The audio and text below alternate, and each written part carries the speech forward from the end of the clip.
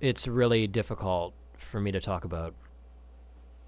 I guess I feel the safest in my room, away from the world, you know? It's just really nice. Hi, my name is Quintin Thompson. I'm a 21-year-old college student living with unmedicated, untreated obsessive compulsive disorder. If I could, I would stay in this room forever. I have everything I need here to be happy. For most of my childhood, I felt safe here. After reaching adulthood, that sanctuary, that safety I felt, it vanished. The magic vanished. The single greatest challenge I have faced in my life so far is going to college.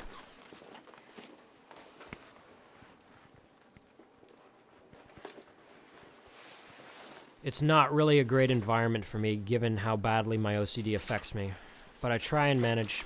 I have to if I want to protect what I have. It looks weird to have a padlock on your bedroom door, but I can't focus on anything other than my room if it's not secured. As I said, I'll go out, and if the padlock wasn't there, all I'd be thinking about, is somebody stealing my stuff? Is somebody touching my stuff? Or, is somebody in the house playing my video games? Is somebody reading my books? Is somebody sleeping in my bed?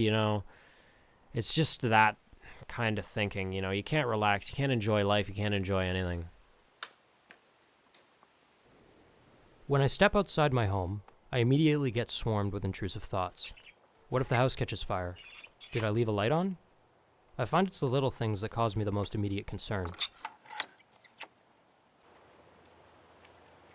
It's best to have as little distractions as possible when you're attending post-secondary education. I've had to build up a resistance towards these intrusive thoughts and anxiety spikes over the years. It's very difficult for me to keep them from distracting me. When I arrive on campus, my anxiety immediately intensifies. If my mind was a body of water, it would be very rough seas.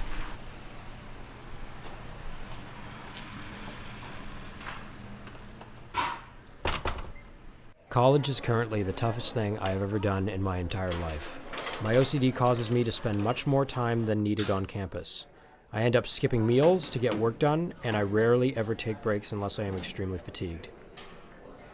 I guess that is how bad this disorder has gotten. I'm neglecting my own body in order to succeed. I'll check my locker repeatedly throughout the day just to make sure I did not forget something of value in it.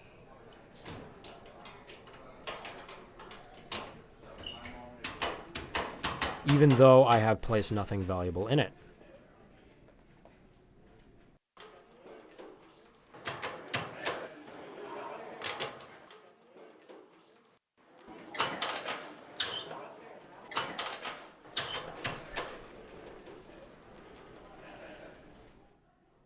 Class is always tough for me. And they give you results right away. It always has been. But as I was saying to one of your classmates, the toughest thing in the world is to make yourself your main character. It is super massively hard. Because you see yourself differently, usually less positively than other people see you. You also have to kind of expose yourself in a way that you may not be entirely comfortable with. Quintin, you still around? Hi. Oh, there you are. What did you? I was just wondering, what we're doing right now is an exercise. There are 2 assignments there. I'm just in my own world. Okay, this is an in-class exercise, Okay. and then there's your take-home exercise, which is to create. Okay, thank you. I'll talk to you afterwards about it. I won't interrupt again. Awesome. Yes. Well, I think 7. 7. Okay, and Sometimes I'll drift off, and like watching a movie, a scene wanted or not will play out in my head. so both physically and psychologically, what makes them unique? It distracts and irritates me that I have trouble controlling my thoughts. Officially today, it's one day late. It's almost like my mind and body are 2 separate things. Let's say it was an age of an 8 Like a zombie, I But it's guess. still for the next few days. Usually I spend 8 to 12 hours a day on campus. Sometimes I even leave close to midnight. I like to think I work hard because I want to be successful in life. I want to be able to go to work every day and do the absolute best job that I can possibly do. To better understand my disorder, I met with Dr. Andy Jacobs at the Royal Ottawa Hospital to learn more and to attempt to seek treatment options. The main treatment that's used, at least in terms of psychotherapy, is called exposure and response prevention. And what that involves is finding out what sorts of situations is OCD making a person avoid, what sort of fears and thoughts are coming out, and then going into those situations gradually with therapist support. And it does cause anxiety. It's often very uncomfortable, but gradually going into harder and harder situations and blocking or not doing the compulsions. And over time, you start to learn through experience that this fear the OCD is creating, this doom that it keeps predicting, is not coming true. And you start to get that upper hand and kind of see OCD for the illusion or the lie that it is. After listening to Dr. Jacobs speak, I feel better. I need to continue looking into treatment options as I feel it can really help me keep my OCD in check.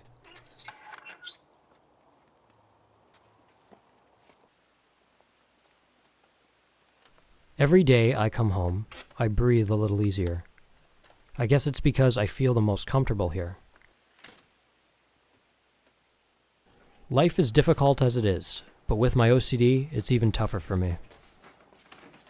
But I have to keep trying. I have to keep moving forward. I'm my own person, and I won't let OCD run my life. I go through life trying my best. That's all I can really do. As long as I keep trying, I know I'll be all right. I have to be all right.